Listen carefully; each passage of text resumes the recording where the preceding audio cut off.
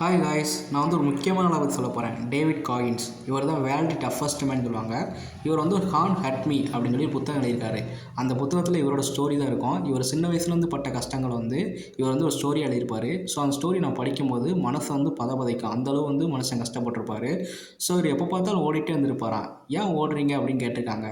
உங்களுக்கு ஓடுறது ரொம்ப பிடிக்குமா அப்படின்னு கேட்டிருக்காங்க. அதுக்கு அவர் சொல்ல, எனக்கு இந்த உலகத்திலே பிடிக்காத விஷயம் நான் ஓடுறது தான் அப்படின்னு இருக்காரு. அப்போ ஏன் ஓடுறீங்க கேட்டதுக்கு, இது வந்து எனக்கு வந்து அன்கம்ஃபர்டபுளான விஷயம். ஸோ நான் அன்கம்ஃபர்டபுளான விஷயம் எப்பப்போ செய்கிறேனோ அப்பப்போலாம் என் மைண்ட் வந்து பூஸ்டப் ஆகும், கொஞ்சம் ஆக்டிவ் ஆகும்.